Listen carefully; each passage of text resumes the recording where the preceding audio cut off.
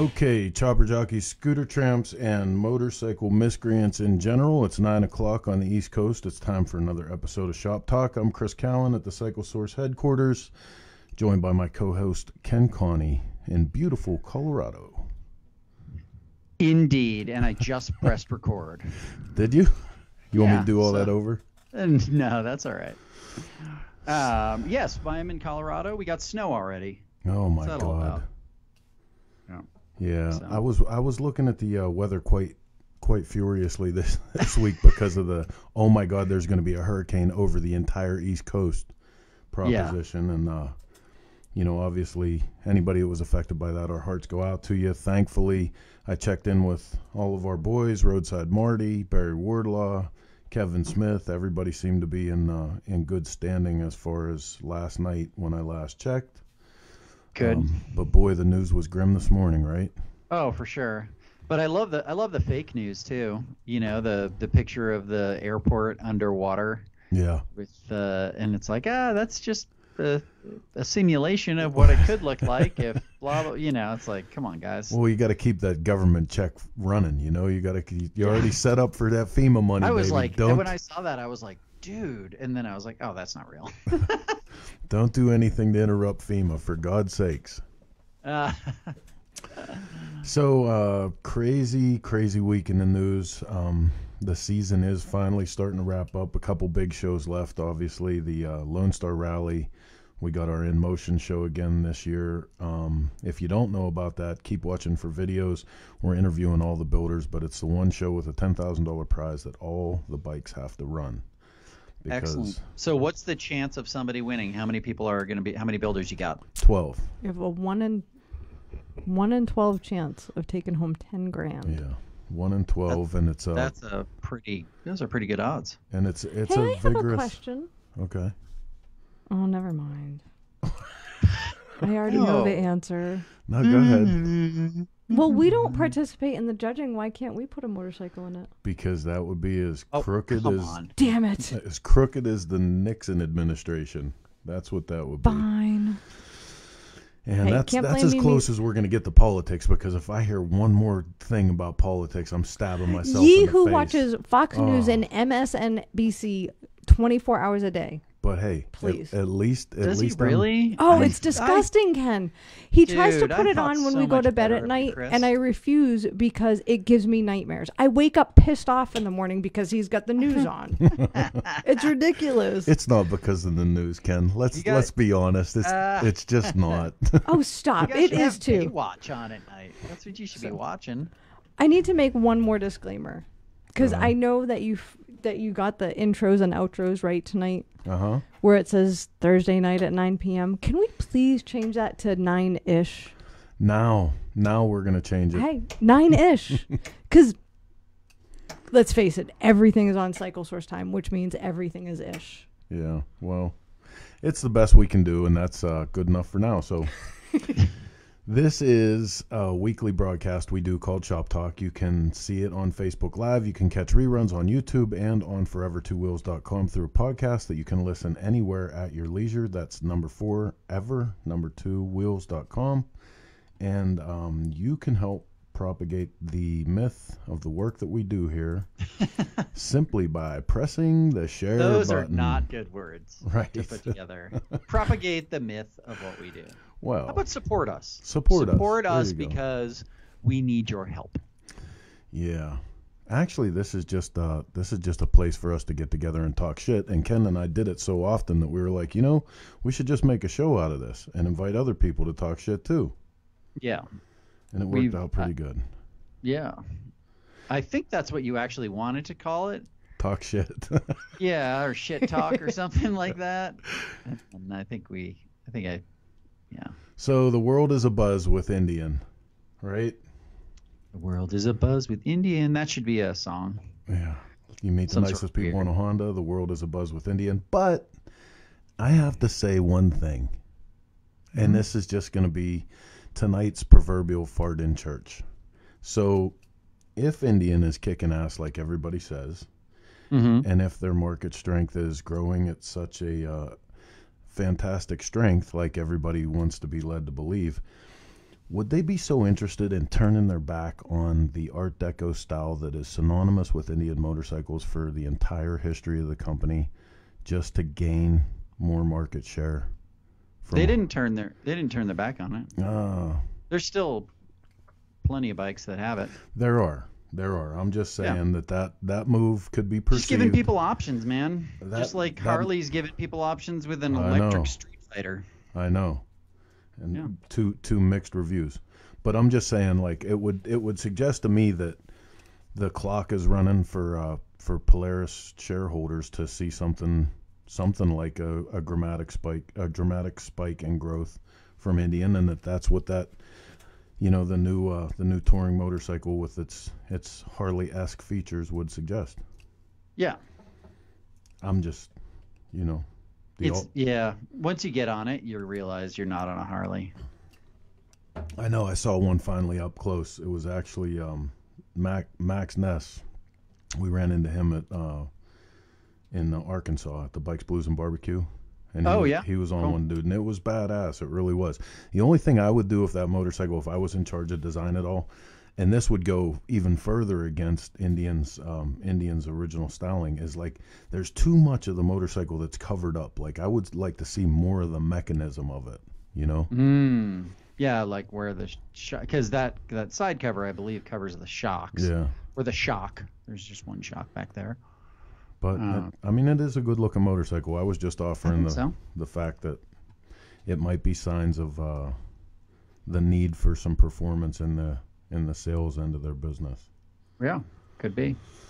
So with that, let me remind you guys also that while we're broadcasting here Facebook Live, Heather is at the helm of Facebook, and she's ready to answer your questions or comments or pass along your general dismay with how much either one of us is talking. Yeah. What do we got tonight? Let's see. We have Jim Fowler, Drew Woodford, Brenda and Jack DeGazio, Stacy Reynolds, Steve Langdon. Jim Fowler says top builders are building Indians right now. That is true. And Vanessa Rayford I can't say your last name, Vanessa. I'm sorry.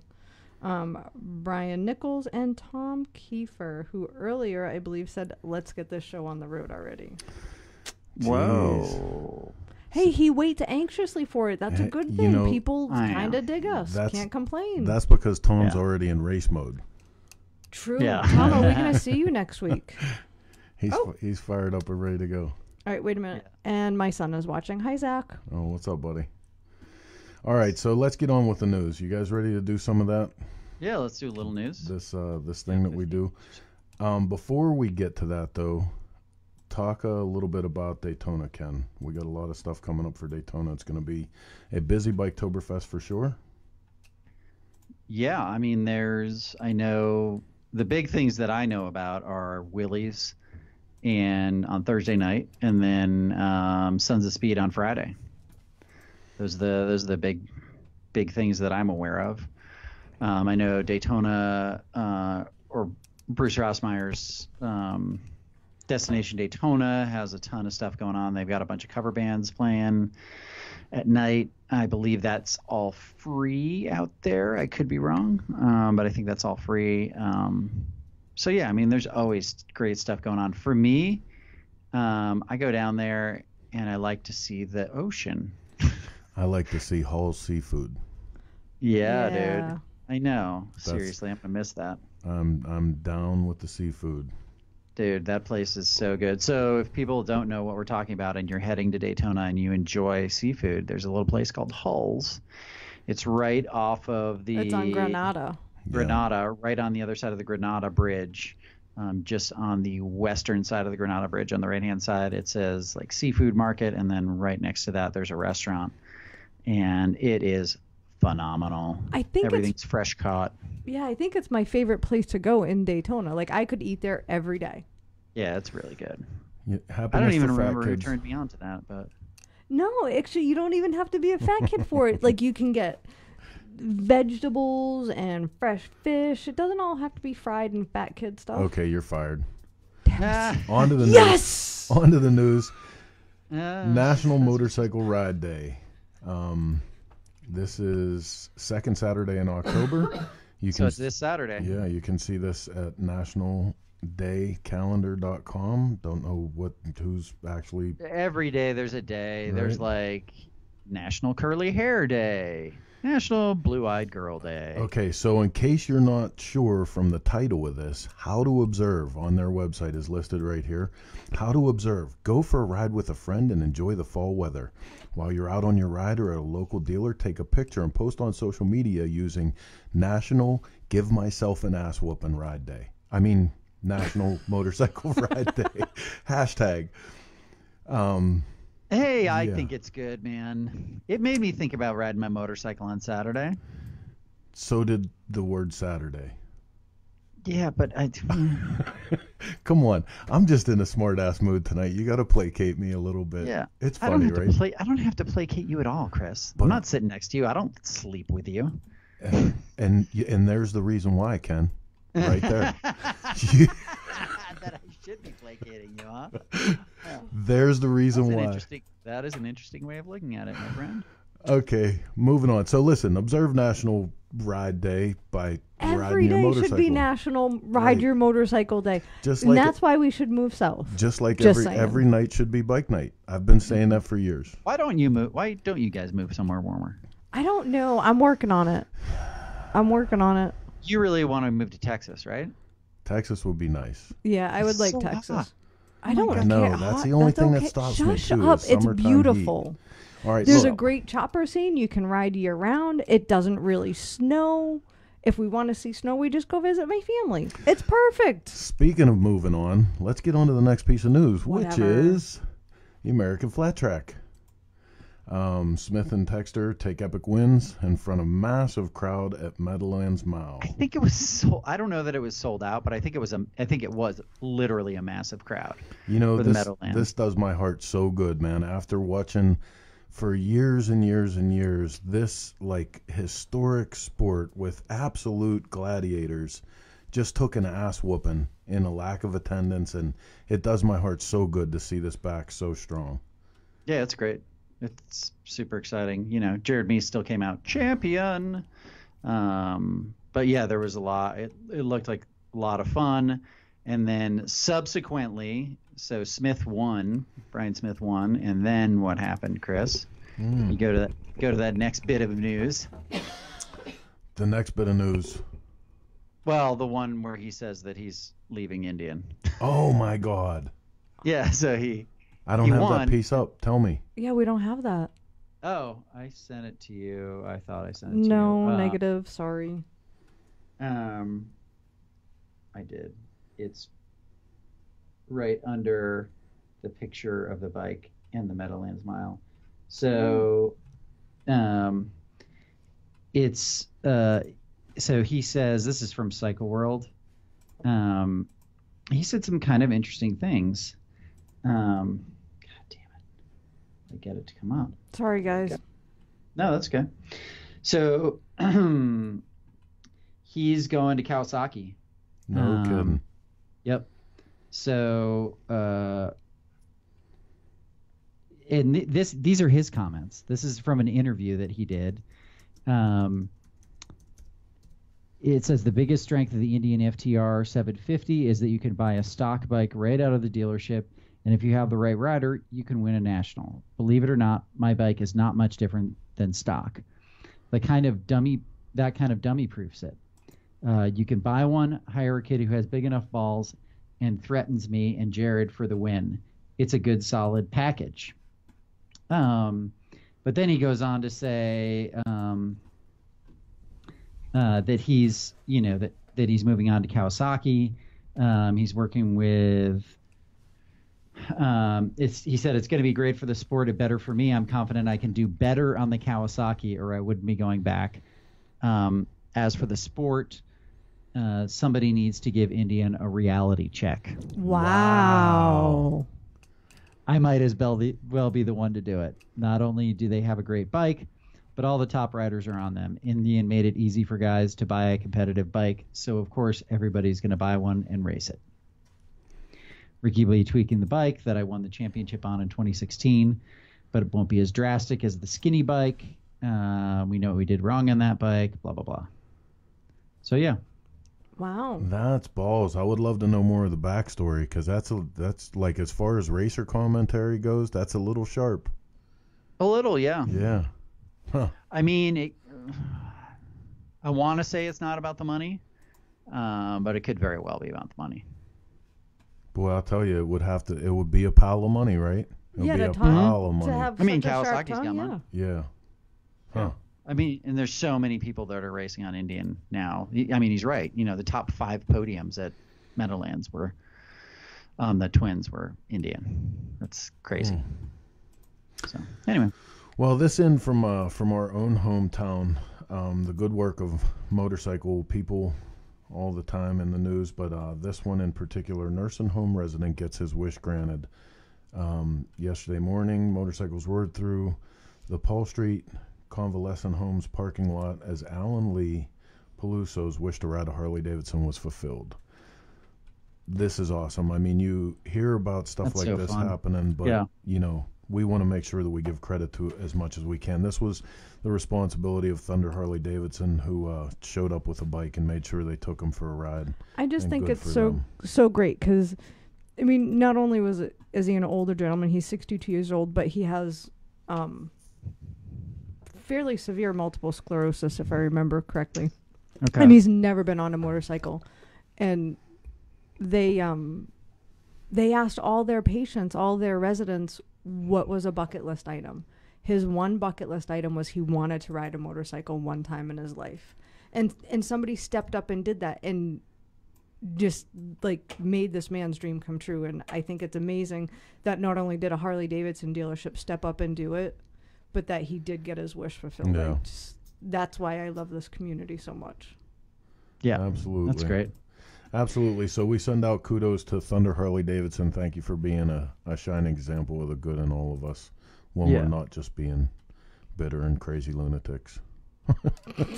Speak for yourself. Right? There's good in you too, Ken. Come on. I've seen the good in Ken Connie. Right on. All right. So, we got 2 minutes until we got to call Jay Witz. All right. Well, real quick, Drew Woodford says Cave Creek, Arizona. Clinton Wallace says work faster. Cliff Dubiel said Chris should ride his scoot in the studio and rev her up. Cliff, he probably would if the studio wasn't in our basement. you're taking the magic away. Sorry. See? Let's see. Kurt, I'm going to try and say your name. If I massacre it, I'm sorry. Klokenga is watching. We all know Kurt. Kevin Smith, Jamie Tverzek, Walter Cerisi, Jamie Tverzek, Will Ramsey, and Aaron Lane are watching. Hi, guys. Oh, right on. Rich Petoniak of Petoniak Custom I thought Cycles. Aaron was going to be putting her kids to bed. Maybe they're already in bed. It's late on the East Coast, Ken. Yeah. Those babies are sleeping. Mine are running around upstairs causing all sorts of hell. Come on, they're not babies anymore. No, my son just turned 13. That's crazy. Yeah, he's a teenager. You have that's all right. Mine, I don't have any teenagers. They're all grown in their ass 20s. adults. It's terrible. I'm not ready for this. Although I do have grandchildren, so it makes it all worth it. Ah, there you go. It's absolutely worth it. Let's see. What else do we have? Will, aren't you supposed to be working on your in-motion bike? What's that? Will is watching, and I thought he was supposed to be working on his in-motion bike. But you're not his wife. No, but if he shows up with a motorcycle, that's not done. Michael Zabata, you did not miss Jody. She's coming on in just a few minutes. We're going to be calling her. What do you got there? Oh, he needs to make the phone calls. Oh, yeah, that was funny. Okay, so yeah, that was interesting.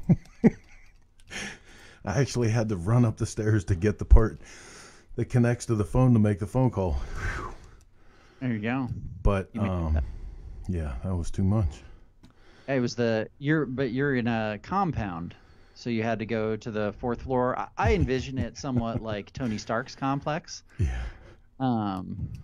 It's overlooking. It's got giant plate glass windows overlooking a valley. Yeah. That you're like our subscribers that call and say, "I want to talk to your circulation department." Well, that's me. Okay. Hello. Oh, I want to talk to your advertising department. Oh, well, that's me. Oh, I want to talk to your A&P department. Oh, that's me too. Okay, so it's 9:30, and before we have our first guest on tonight, she's going to be no stranger to most of you, Jody Perewitz, who just completed the Motorcycle Cannonball with a perfect score. If you guys are not familiar with what the Motorcycle Cannonball is, we have a pretty cool video from our partners over at JP Cycle, and I'm going to play that to give you a little history before we give Jody a call. Nice.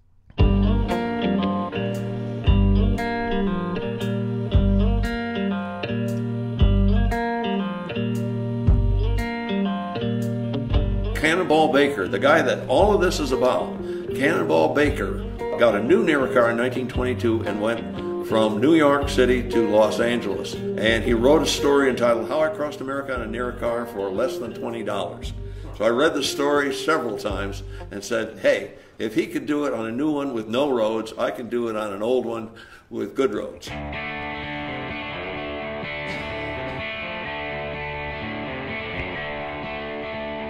So the Motorcycle Cannonball is a cross-country endurance race with antique motorcycles. It's an event that we put together every 2 years. This year we happen to be going from Portland, Maine to Portland, Oregon on pre-1929 motorcycles. She come out of break of night, and the pink skies waving goodbye. My name is Chris Tribby from Milwaukee, Wisconsin. I'm riding a 1911 Excelsior Model K. The K stands for battery ignition. You're the second owner of a bike that's over 100 years old. I'm the second owner. That's crazy just in itself. I'm actually on this 1928 Indian Ace. I bought the 28 Ace with no anticipation of bringing it on the Cannonball till I rode it. And it is the nicest riding bike I've ever been on. Friday morning. You know, every night you get to watch half the people take the motors apart, welding and machining and stuff just in their trailers. So you get to see a level of like old bike stuff going on to just way beyond anything else I've ever seen in my life.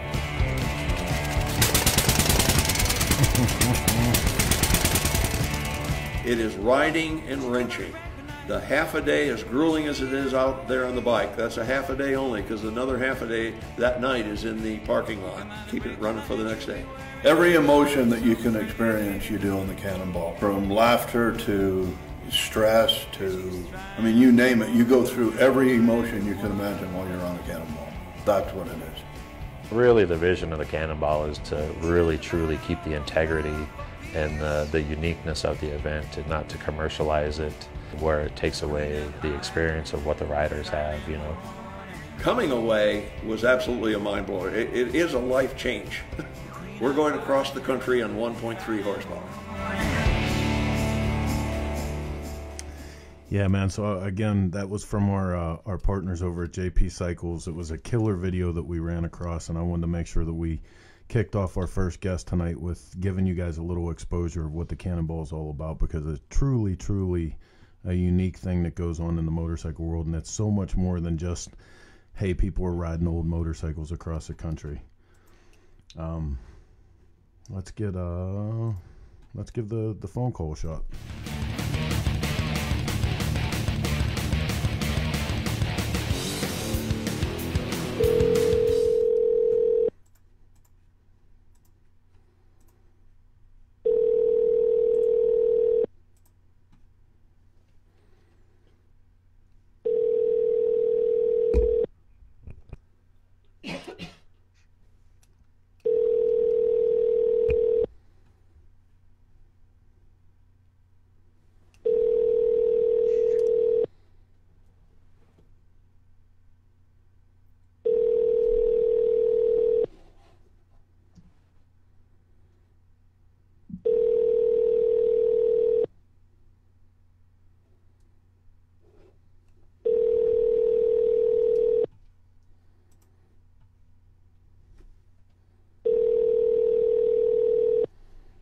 Hi, you've reached Perewitz Cycle Fab. Our normal business hours are Monday through Friday, 10 a.m. to...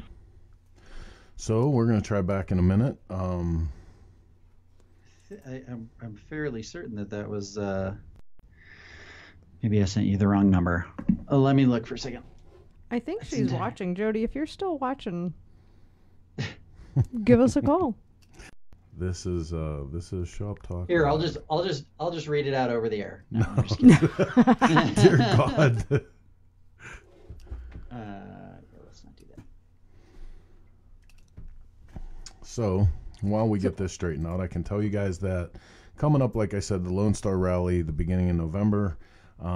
We have a slew of stuff that happens that have become staples of the event. Our rodeo games, obviously Friday, November 3rd. Really, really big thing for Texas. We love going down there and playing rodeo with those guys because they're crazy, crazy serious about it. Also, on Saturday, November 4th, on the seawall, our Riding Custom Bike Show, winner of which gets a $500 cash prize plus a feature in Cycle Source magazine. But big, big, big, again for this year, second year in a row, the In Motion Show. If you guys saw this last year, we had, for the first field, 15 motorcycles show up, and they were all competing for $10,000. The deal is they all have to run. This was something that the builders were asking for from years and years and years ago, that there was a qualification that all the motorcycles had to run. So in conjunction with the promoters of Lone Star Rally, we put this show together. And this year there's a field of 12. Some of them that were involved last year, some new guys have been mixed into it, and can't wait. we called the shop. So okay, sorry. I just sent you the cell number. Okay.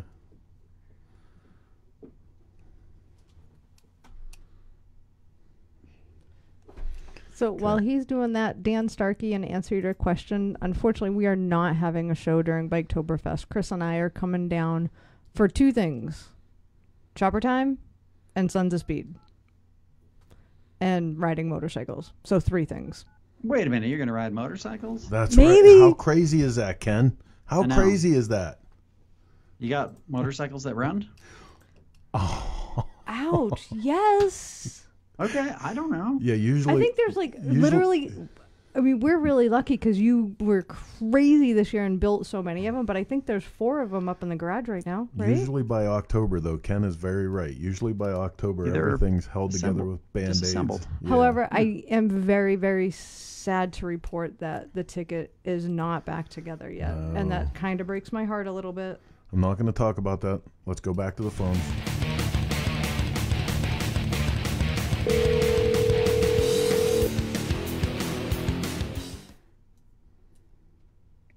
Hey. Okay, Jody. Now you're live with Chris and Ken. Sorry about that. All right. That's all right. I was watching you for this whole time, but I let it you rang, and I was like, oh, I should probably click off of this. So I don't know if my phone will work with it ringing, and I'm sitting here staring at my phone. It's not ringing. It's not doing anything. I'm like, what the heck? And I go back on it, and you're still ringing. I'm like, God, you bastards. Sorry about that. Listen, first and foremost, congratulations. How cool is this? Sure. How cool. Thank you. I honestly, just watching that little video, that clip that you guys just played, I have the biggest smile on my face, and it was just one of the coolest experiences I've ever had. I can't say enough good things about it, about the people, just the route, everything. It was so cool. It was just such a neat experience, and I'm clicking my heels that I was able to do it, and that we did it flawlessly and rode all the miles. Now, listen, first of all, that's something, because you're not a person that's short of experiences on her list, but explain to everybody exactly what that means, that you completed it flawlessly. What does a perfect score mean on the Cannonball? Okay, so I'm glad you asked that, because that's, part of the challenge of it, and people don't exactly know what the challenge is. So we rode from Portland to Portland, and what you have, so every day you get the route, which you get it about half an hour before you can leave. And so you don't know which way you're going or anything. And the only way you know is you have a scroll box, and you literally have to like use the scroll and move along, you know, take a right and 2.3 miles, then take a left at the stop sign. And it's like real back roads. Like, we're not riding on Route 104. We're riding on River Street. Like, like really back roads, which is cool because you definitely see in parts of America that you wouldn't have seen otherwise. I mean, I've been all over the country, but I can guarantee you I've never been on probably 85% of the roads that we rode on, because they were just such cool back roads, and through farms, and then through fields, and through the barley fields that just seemed to go on and on and on forever. It was just a really nice trip. So anyway, so you have to, that's how you navigate. And then, so each day you can leave at a certain time, so you can leave any time after that, and then you have to be in by a certain time. So when I say certain time, we usually have like 9 to say 10 hours to get in, and you think, oh, well, 300 miles a day, that's nothing. You should be able to do that in plenty of time. And that's what I was kind of thinking in the beginning, and figuring, oh, you know, average around 45 miles an hour. That's not how it is. That's not how it is.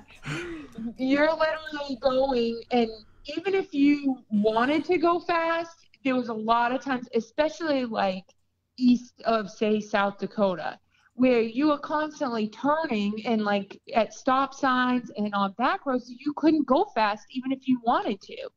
So it literally would take 8 hours easy to go 300 miles, you know, if not longer. You know, so you had to like manage your time. And then it's a thing of if you break down. So if something happens to your bike, you have to be able to fix it yourself with tools and parts that you have with you. The only resources that you can use is the other riders.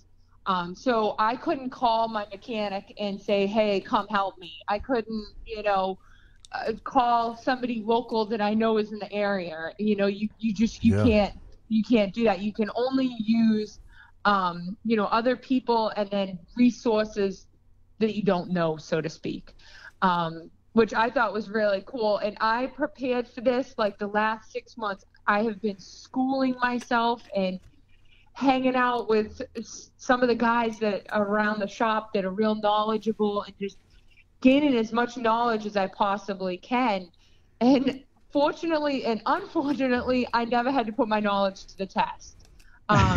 Rob, hey, that's great. Yeah, it really was. But I can tell you, like, every day, you know, you're kind of on edge a little bit because you don't know what can happen, and it could be something purely luck. There were several people that got flat tires because they ran something over. I mean, that's just luck, you know. So. Yeah. You know, there's some things that are out of your control. So it was, you know, crossing my fingers every day that luck's on my side and I'm able to keep going. But my bike ran like a champ. I mean, Rob from Retro Cycle in New Jersey built my motor, and that thing hummed along no problem in the mountains, in the cold, in the 95-degree heat. Everything, she just moved right along. It was honestly such a cool trip. That's great. So those back roads, that's like a route that you would never pick yourself, right? Like those daily routes. Yeah, I mean, I was thinking about it like several times. This is another thing, is you're by yourself pretty much. I mean, we rode in groups. Like I rode with Chris Simmons a lot, but you're pretty much by yourself for, you know, 9 hours, say, a day. So you have a lot of time to think.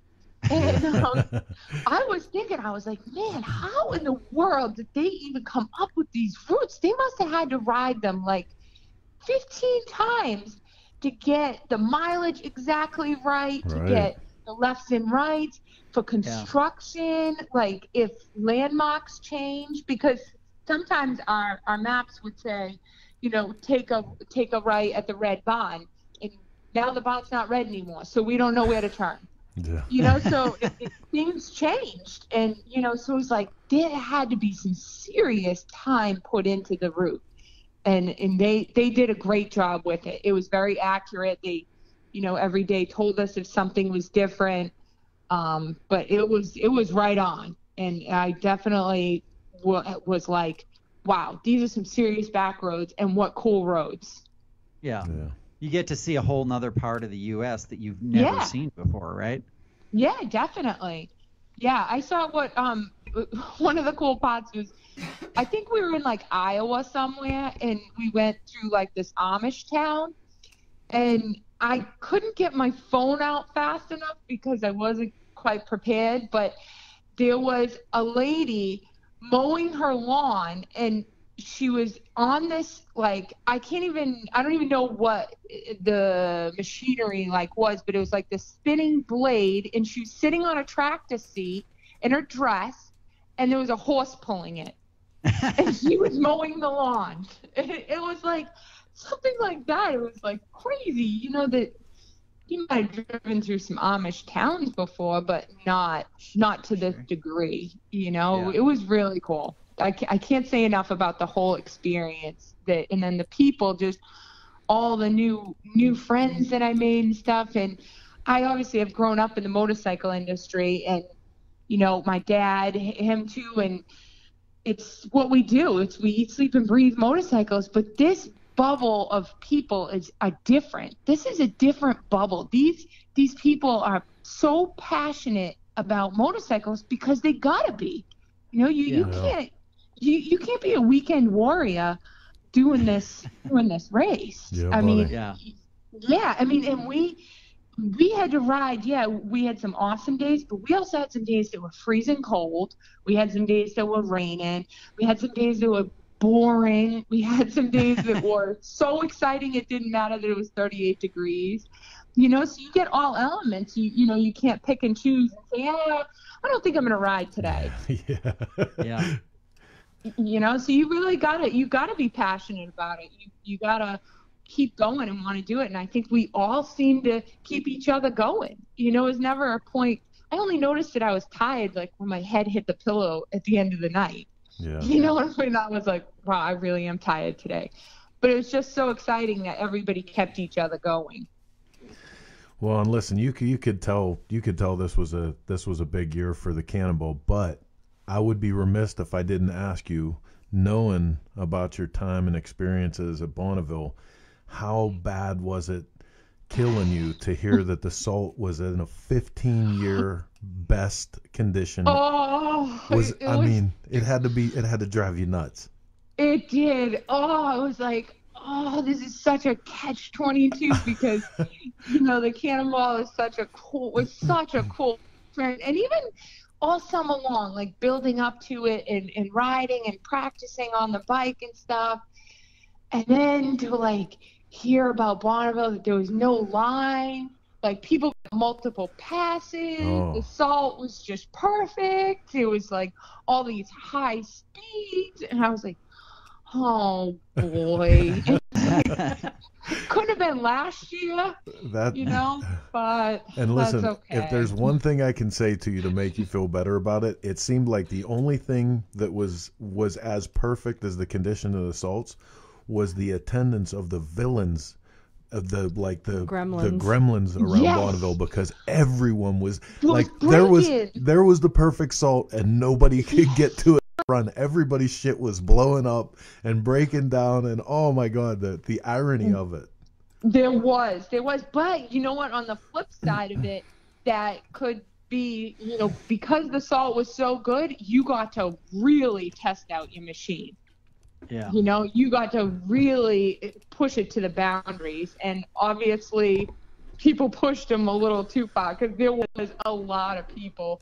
I was following Hero really closely. He is such a god. He's like the spirit of Bonneville. And like when we heard that we went 252, and I was like so excited for him. And my dad and I were, you know, he's looking on Instagram and stuff, and then we heard he blew up and his front tire like shredded. Oh, and poor we're hero, like, dude. Man, hero, it's like every year he just keeps coming back for more and more and more. He gets faster and faster. He's such a cool racer. Well, then there were other guys too, like Jay Allen. Jay Allen took advantage of the good salt. So did Mike Yorko. Like there was a lot of guys kicking ass. I'm so glad that Jay is finally like getting really fast. Like he deserves it. Like I want to see him go so much faster. I want to see him keep climbing. Like he's another one I get so excited for. I want him to get that damn hat. We're just gonna make him a hat because he's a half a mile away from the red hat with his last record. I still just can't understand. The hat is supposed to be for over 200 miles an hour. His average was 229.7, and he still does not have the damn hat. Yeah. But it's got to be a record. I know. It's got to be a record. I know and you know what though? When he gets it, because he will get it. Oh yeah. It's going to be all the more glorious. You know, he's gonna be in full tears and just smiling for 6 months straight. He'll do it. I know he will. He will, because he's got the persistence to keep going. Absolutely. So you gonna take the bike around with you next year and let people see this thing up close, or what's the plans? I don't know. I don't really have any plans yet. We'll see. It'll be in Daytona. So. Next week it'll be I'm gonna ride it at Daytona. Right on. And then I'm not sure. I haven't really thought that far ahead yet, I guess. I'm still like in the stages of I can't believe we just did it and what a cool experience. I love that we can hear how genuinely excited you are about this experience. Like there's no doubt in anybody's mind how much you truly, truly took away from that experience, and like it's so wonderful to hear that coming from you. Thanks. So should I lower my voice a little bit? I don't know if I actually can. No, but your excitement and your passion for what you were able to do, like I mean, I can almost feel it through the through the airwaves, and I'm sure everybody else can, and that just makes it so awesome because it's not like, it was a good time. Yeah, This was one of the best experiences of my life, and there's no doubt about it. Yeah, it really was. The people were just so cool, and everybody seemed to be helpful. And there was days where I rode, I'd ride with people, and then if somebody broke down, rather than all of us stopping, some of us would keep going, and I'd end up by myself, and I'd stop for gas, and there'd be other cannonballers there, and they'd be like, "Hey, you riding by yourself?" And I was like, "Yeah," and they're like, "Oh, well, why don't you ride with us?" And I was like, "Okay," so it was kind of good because I kind of bopped around and rode with different groups, a bunch of times. So, it's kind of good being like kind of the loner because I got friends with everybody and got to experience everybody and all the different bikes. I honestly had no idea how many different motorcycles there are from pre-1928. Yeah, that's awesome. There really is a lot, and it's just so cool that each of these guys, whatever they ride, they got to be knowledgeable about them. Yeah. So what were you riding, just so the listeners know? I rode a 1926 Harley Davidson JD. So I went from to kind of give you a little perspective, since how we were talking about the salt. I went my the salt flat bike, the blue one that I've been recently racing, that has about 315 horsepower, and then my cannonball bike has 9 horsepower. So there was a lot of time to think. Yeah. So I was going slow as fast as I could. That's awesome. Well, listen, this is the cool thing about it, because for those of you who aren't aware, this woman has an impressive resume. She's, competed in the Sons of Speed. She's competed not only in land speed racing at the Bonneville Salt Flats, but on the Maxton Mile. You've done a lot of the other land speed racing.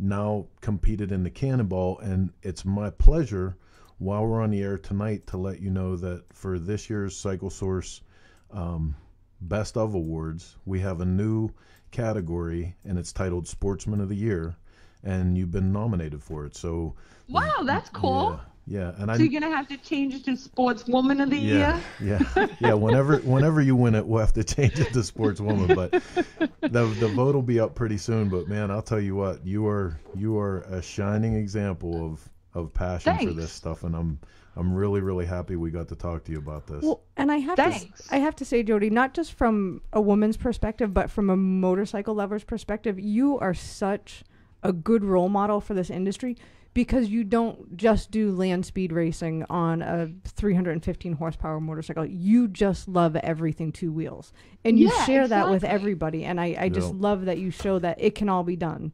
You don't have to be a super go fast or vintage, or you can be everything. Right, and that's it. I mean, I don't want to just be known as going fast.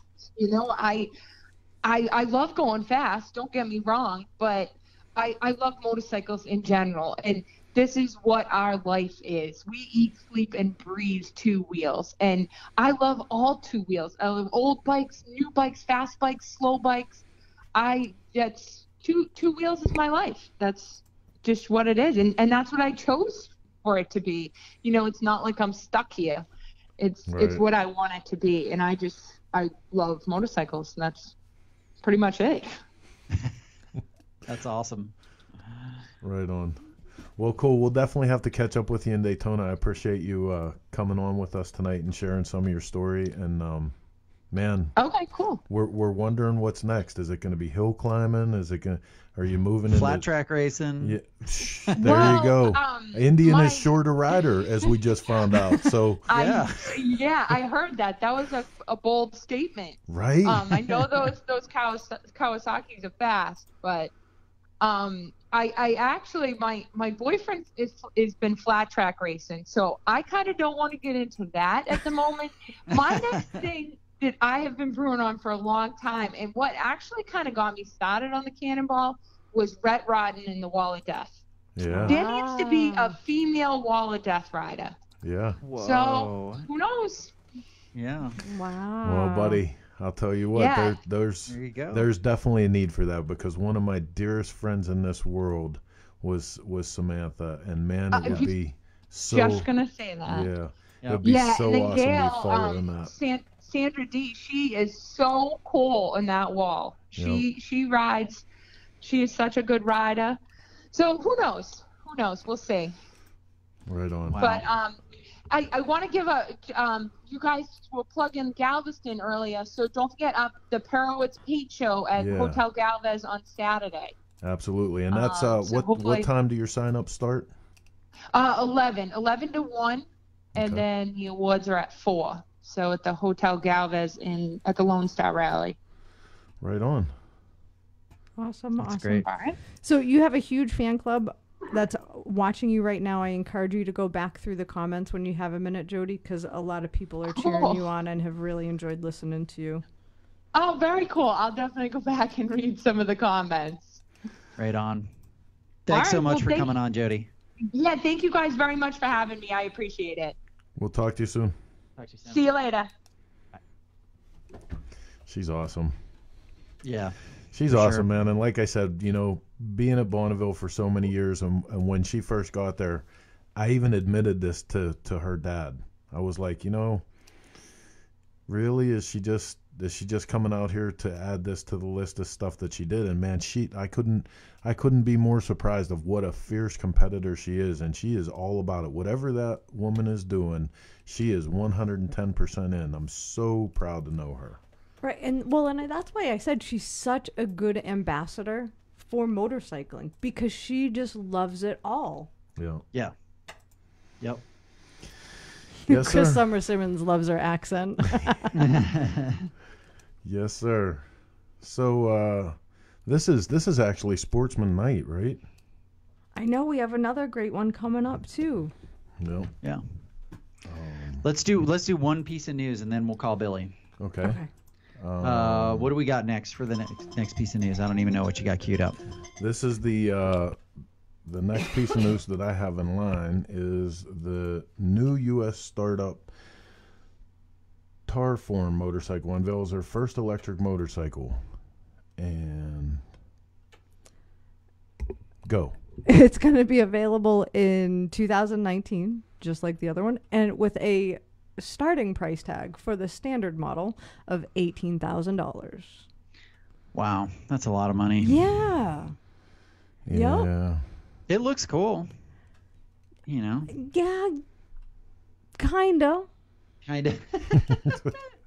Kinda. No, not. No, we're not brutal. It's just. I think we're just kind of old-fashioned in a way. Like, you can't see the motor, you can't see how it works, and because there's nothing to work. I know. That's why I It's just a can't. bunch of That's why I batteries. just can't get it. Like, I'm still the girl that I will never own a push-button car for as long as I can. I want a car that I can stick my key in and turn it and hear it come to life. Like, I like the old stuff. Interesting. Sorry. Good for me, right? Oh. Oh, Jesus. No, and I mean, man, it's an undeniable part of what the future of this thing is going to look like. It's just, I don't know. I wish somebody would get involved in it and put some more traditional design thought into the battery.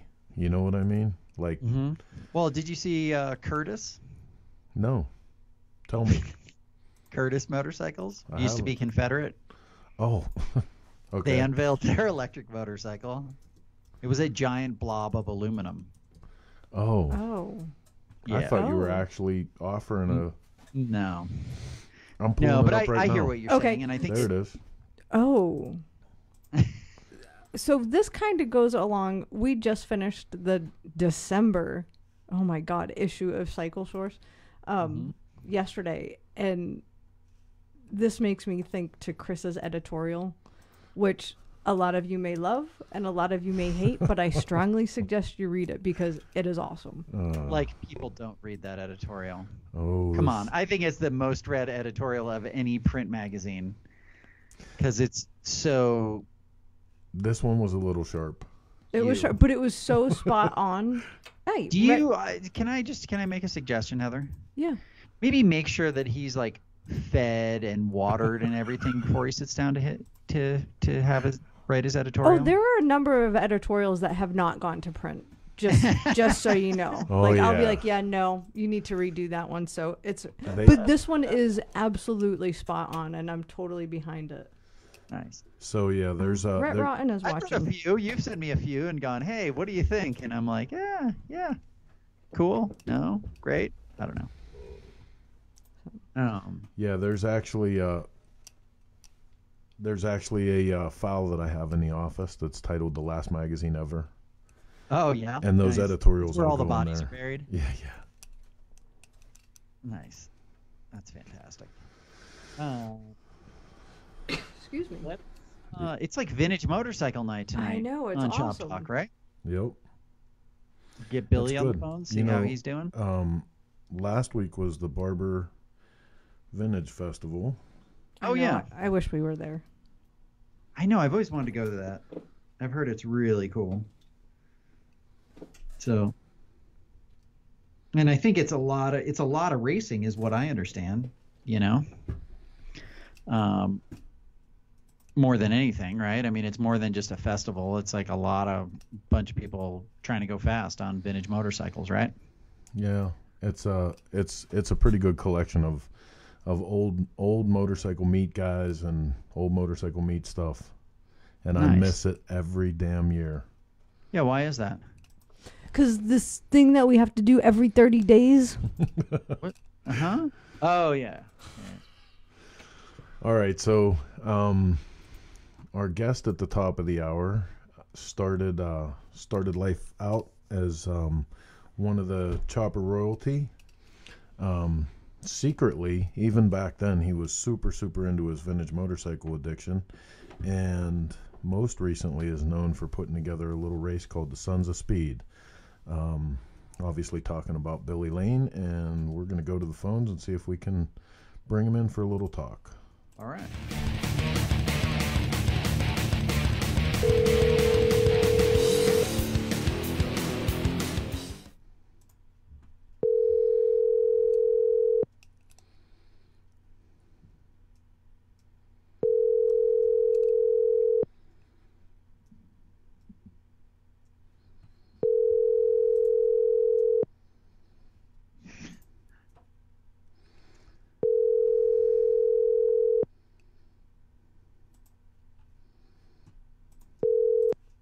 I'm sorry, the person you were trying... You know, sometimes you feel like a nut. Sometimes you don't. Well, Almond Joy's got nuts. So, in the new issue, you have a test ride of the Chieftain coming out. Why don't you tell me about that for a minute. You actually got to ride that motorcycle. I did. I'm just sending your wife Billy's contact info. So, yeah, I did. I got to spend a bunch of time on it in Washington, and spent a lot of time on the Limited, which is just the step above the kind of the stock Chieftain, and really, just a fun bike. I know that I go to a lot of kind of in depth in the review, and I don't necessarily want to do that here, but we put a lot of time in it. The biggest thing that people will notice is really styling. It doesn't ride any different, and that's the thing that people have always said about those bikes, that they ride great, and they do. So now I feel like with the styling, it's really kind of a slam dunk. So you fun can bikes. Check it out in the December issue, due to newsstand shortly here at the top of the month. Like I said earlier, a lot of great stuff we have in that issue. It is, after many, many years of being away, our Bonneville issue. We've done an entire issue around the bikes and people of the Bonneville Motorcycle Speed Trials. Super stoked to be back involved with that, along with a bunch of great tech. And speaking of great tech, for you machine guys out there, we actually have a little bit of a video tech article this evening from our partners at Bulletproof, so let's check that out.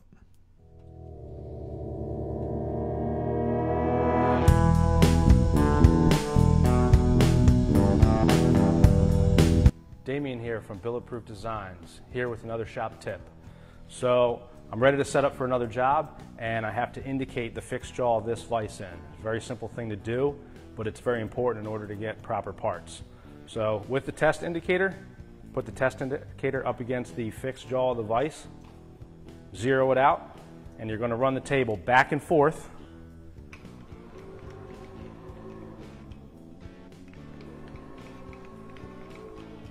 to make sure that that's square. If it's not square, give the vise a little bump one way or the other to make sure that you're going to have a fixed jaw that's parallel with the x-axis. Thanks for watching.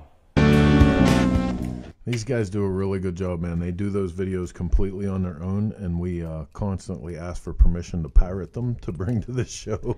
Yeah, I actually talked to them the other day. Yeah. Hopefully they're going to be doing some more quick, easy tech tips for us coming up here soon.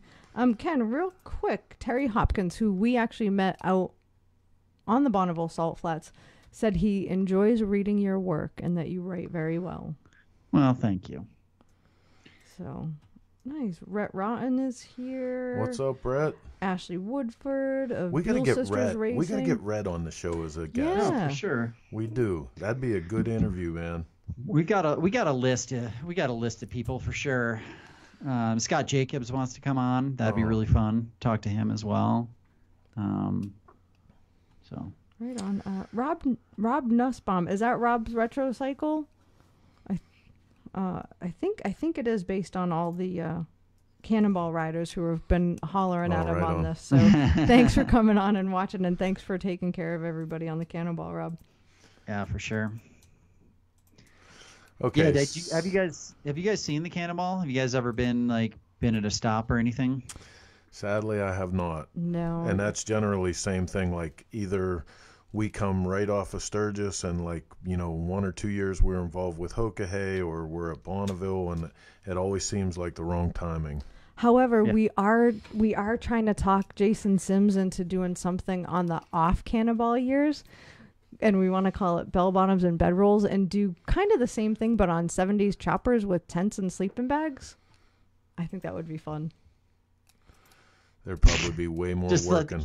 Just let the cat out of the bag right there. I think it would be awesome. We're trying to talk him into it. He hasn't quite agreed to it yet, but I think it'd be totally awesome. Yeah. That would be fun. Way more stories of fixing motorcycles, I'll tell you that. Right. Yeah. All right, so let's take a little another look at the news. This is a really cool thing that Heather actually dug up. We saw it in a commercial the other night, and both agreed that this is a really, really cool thing that somebody decided to do with the Marvel Universe Live.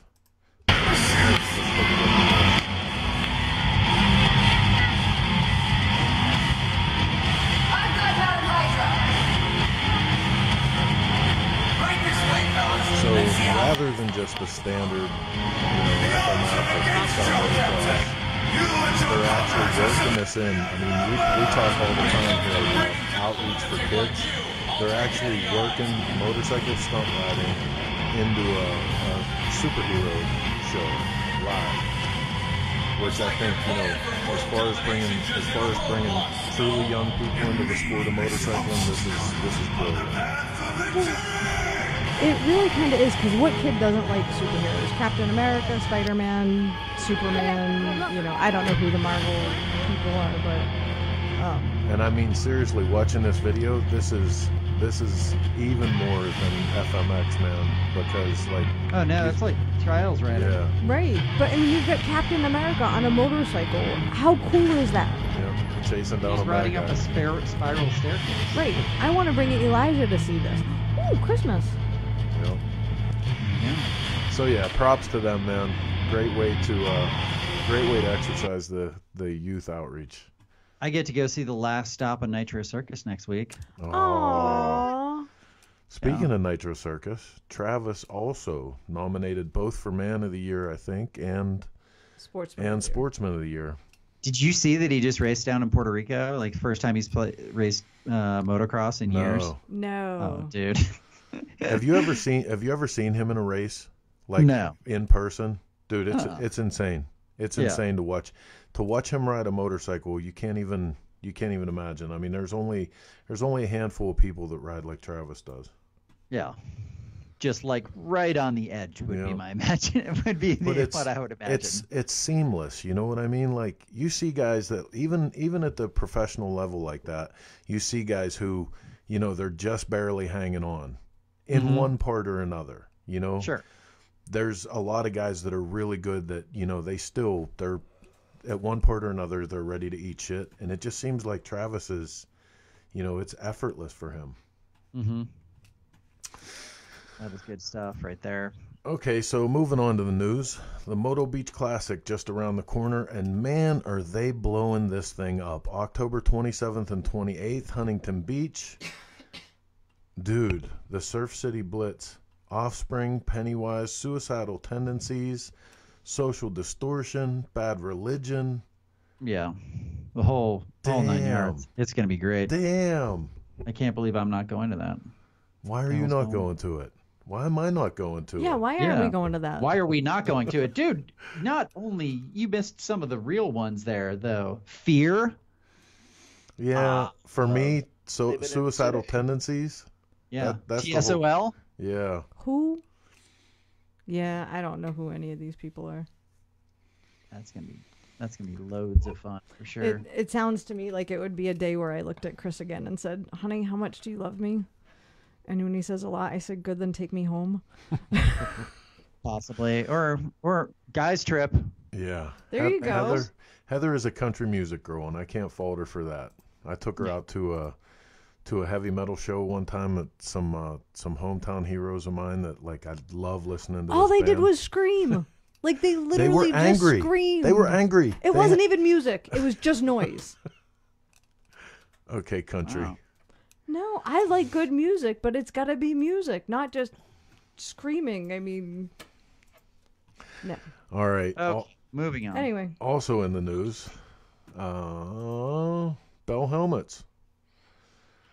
Yeah, they're coming out with some new ones. They got the new, what's it called? Eliminator? Is that what it's called? Yeah. I dig that. And some of their Culture ones, like what are they? Culture 500 Special Edition. Some of those aren't too bad. Yeah, they do a great job of having designs that fit everyone. Like, there is something, and not only that, they've actually got a 3D. They'll actually do a 3D mold of your head and then custom make your liner. No kidding. Really? Yeah. It's pretty cool. They do like this. They do this like scan of your head. Oh. So. I love this Rogue helmet. It looks like it needs a metal spike on the top of it. Yeah, it looks like what was the bad guy from Wait a minute. The Rogue helmet, the one with the face thing? Yeah. Oh, come on. Chris, I'm going to punch you right through the screen. Listen, we just got off the Marvel superhero thing. I was trying to, I'm not saying that I want this helmet, but in a Mad Max movie, it would be badass. That would be the guy, that would be the super bad guy would be wearing that. I'm going to get them to send you one. You're going to have to wear it. No. Yeah, I'm going to get you guys each one. I'll wear it. I will. Get a picture of you guys on the chopper with it. What was that guy's name that had the face thing that was the bad guy? On what? Oh, I don't know. Was it Spider-Man? I have no idea. So Will Ramsey actually brought up what could potentially be a good discussion, and I'm surprised we don't actually already have it queued up. Discussion and thoughts on the World AMD. Oh, I have that queued up. We've got it queued up. And I sent you guys a little thing on that. Oh, yes, you did. Trust me. Yeah, I'll talk to you about it. That's okay. What spawned my his editorial. My editorial this month. Let's see. Go ahead and talk for a minute till I want to bring up a picture of the winner.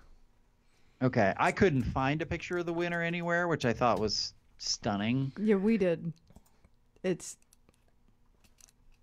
But okay, let's historically, let's look at what AMD was, right? They had it in Sturgis for years, right?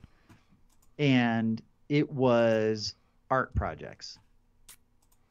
I mean, there were a lot of bikes that were art projects that won there, but there were also some really, Mike Prew won, Gold Hammer won. I mean, those guys, ridiculous bikes that you can ride, right? Yeah. And that's the key, that you can ride. But it started to get into the rolling sculpture thing. And that's one of the things that I had a great conversation with Jeff one time.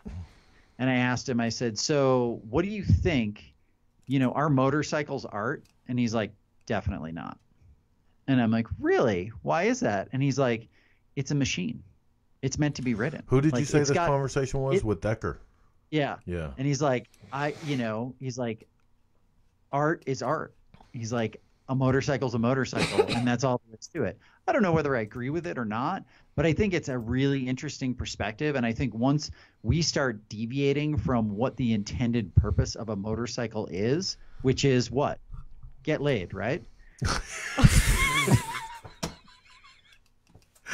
Then. Oh my God, I can't believe you said that. I'm supposed to be the guy that says this shocking and inappropriate shit, Ken. Come on. I'm just telling it like it is. My girlfriend or my fiance and I broke up, and I immediately bought a motorcycle. I remember that when I was 19, 20, something like that. Anyway, well, we'll definitely put it in the experiential category. How about that? Since all the millennial marketing shit.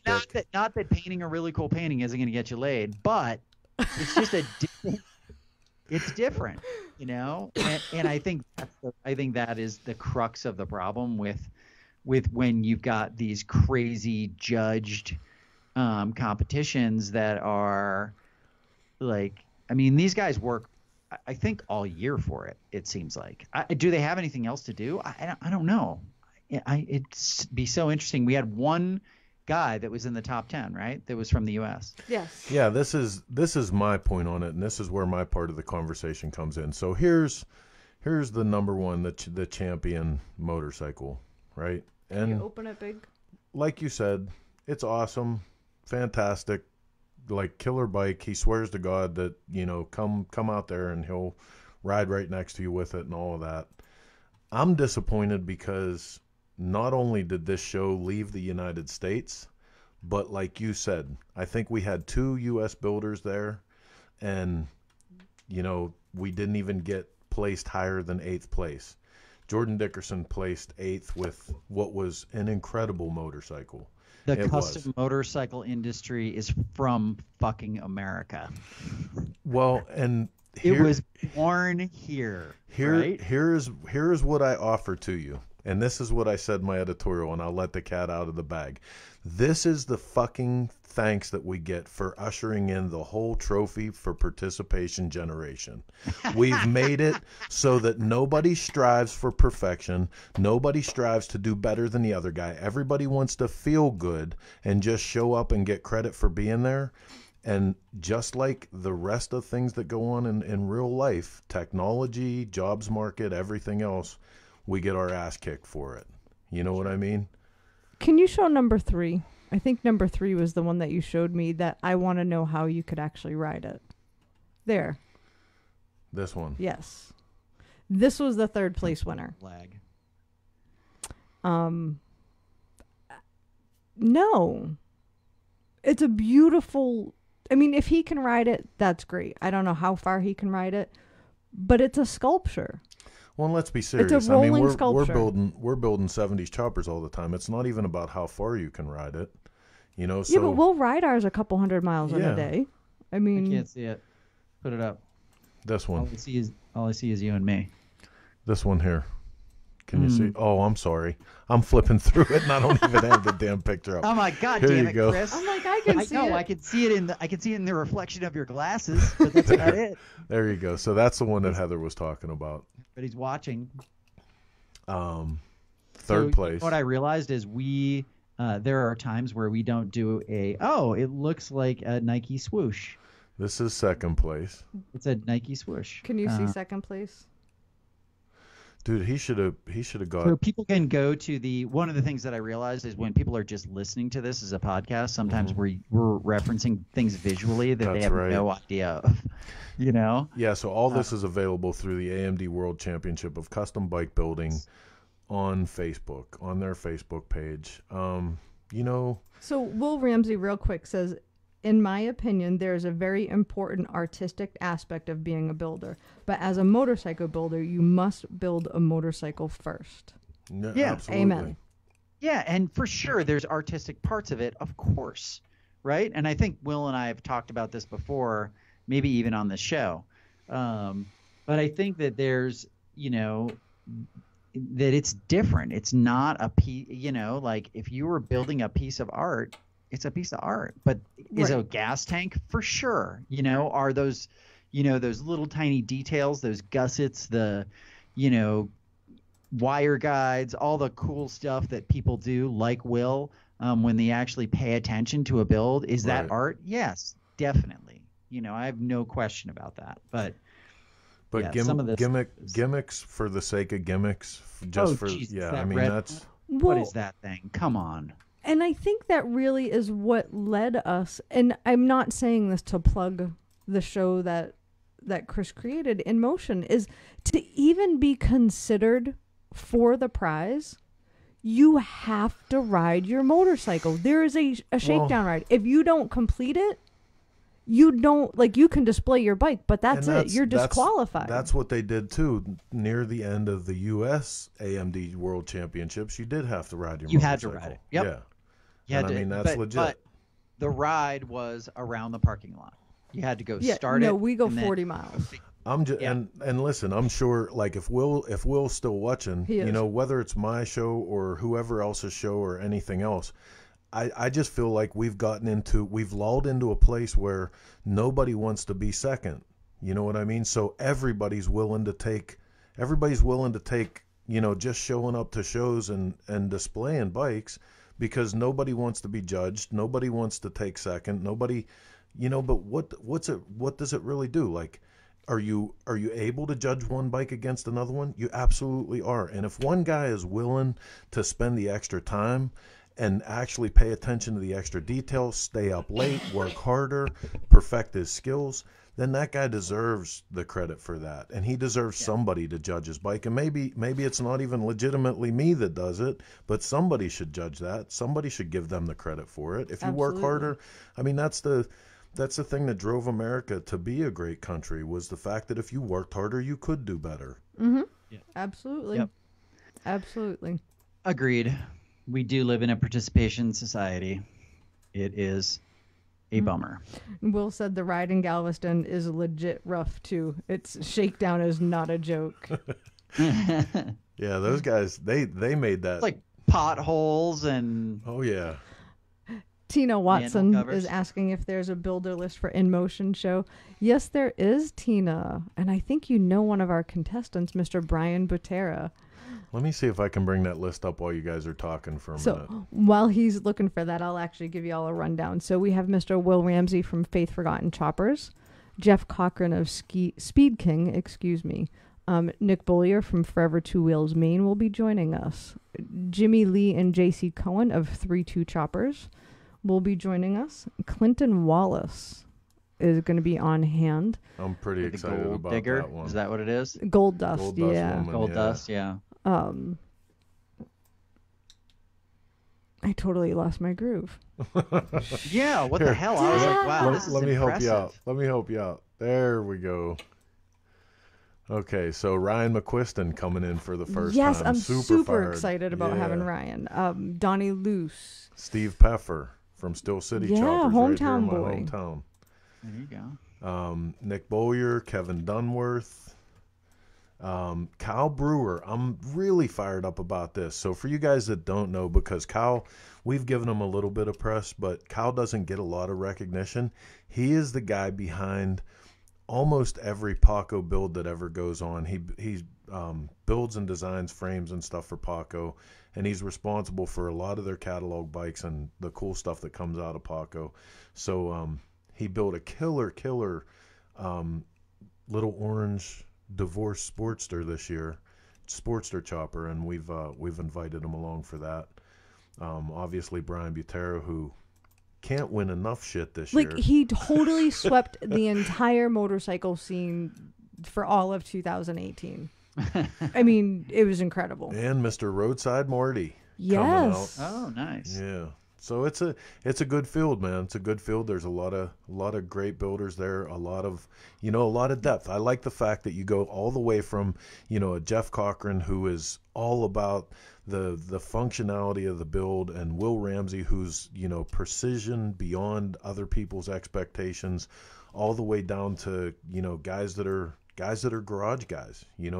Steve from Still City and Clinton Wallace, guys that are just they're after hours guys for the most part. And one of the crazy things for me is, I think throughout the year we watch people and we're like, oh, do we invite this person and do we invite this person? Because we don't want it to be a huge offering. But I'm already thinking about 2019 and we haven't even done 2018 yet. Sorry. All right. Nice. Well, it looks like we got caught up on all the news. We even added some stuff thanks to Mr. Will Ramsey. I appreciate that. And we are keeping to our 90 minutes. Look at that. Yeah. Real quick, I want to throw this comment out there from Rob Nussbaum. Some of the restorers out there he would consider artists as well in their own right. And Absolutely.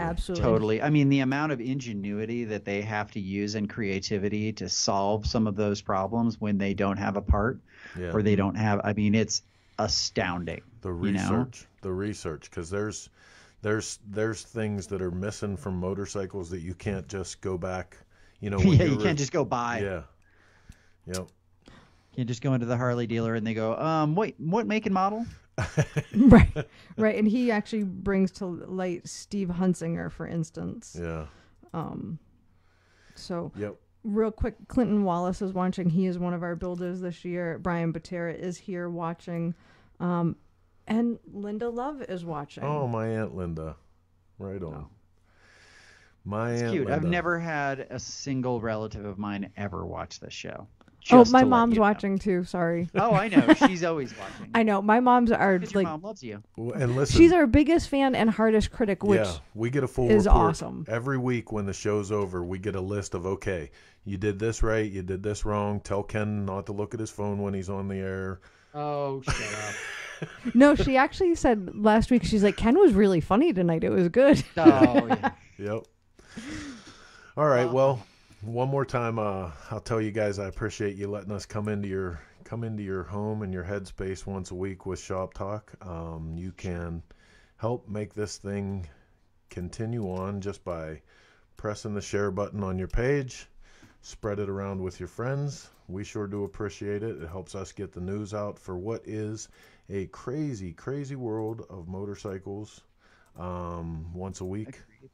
Yeah, for sure. And if people have any interest in listening to past episodes with the likes of Dave Perewitz, for instance, or Jason Sims, he's been on before, they can always go back and either watch him on Facebook, on the Cycle Source page, or they can go to iTunes, and if they just look up Forever Two Wheels, number 4 ever, and then 2 wheels, you will see, you can pretty much search those specific episodes and see who's on. So it's pretty easy to find those ones. You can kind of pick through. So yeah. Also, if there's people that you'd like us to get on, that you want to hear about their life stories or talk to them about how to fix things, make things, whatever, let us know. Shoot us a message. We'll do our best to get them on and talk to them. For sure. And you know, Rob Retrocycle, we should maybe consider having him on. If anybody knows about the stuff, it's him. So. As for me and Blondie, you can catch up with us next Thursday at Willie's Tropical Tattoo for Chopper Time. Yes. You can also catch us at the Sons of Speed races the following day. We'll be in Daytona for a brief engagement until we are full speed. I'll be here in Colorado. Yeah, right on. Right here. Until next week.